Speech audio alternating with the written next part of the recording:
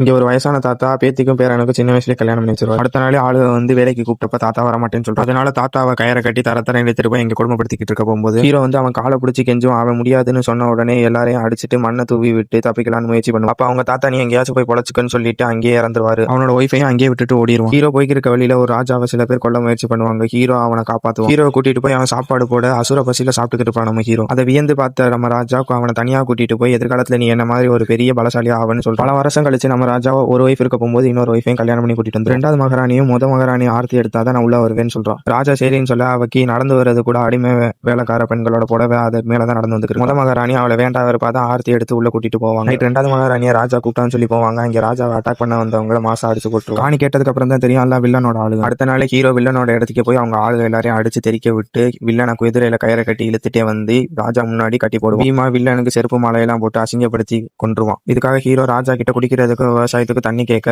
ராஜா சரின்னு சொல்லிடுவார். நைட் ராஜா ரெண்டாவது மனைவி ரூமுக்கு ஆசையா போய் உன்ட்டு என்னோட பெண்மை உணர முடியுதுன்னு சொல்லிட்டு மகாராணியை கூட்டிட்டு ரூமுக்கு போயிருவாரு. ரெண்டாவது மகாராணி ஹீரோ பார்த்து முறையா பெண்மை உணர்வாங்க. அடுத்த நாளே ரெண்டாவது மகாராணி ஹீரோ கிட்ட போய் நான் ஜெயிச்சேன்னா நான் சொல்றதை நீ செய்யணும்னு சொல்லுவாங்க. அவங்களும் சண்டே ஸ்டார்ட் பண்ணி ஹீரோ ஜெயிக்கிற மாதிரி போவாங்க. ஹீரோவை தசை திருப்பி கடைசியில அவங்க ஜெயிச்சிருவாங்க. காட்டுக்கு வேட்டைக்கு போன ராஜா அங்கே ஒரு பொண்ணை பார்த்து நான் இவ்வளவு அடைஞ்சு ஆகணும்னு சொல்லிட்டு வீட்டுக்கு கூட்டிட்டு வந்துட்டு இருப்பாரு. போகும்போது நடுவுல ஒரு பொண்ணு வரும். அந்த பொண்ணை பார்த்துட்டு இந்த பொண்ணை தப்பிக்க விட்டுருவான்.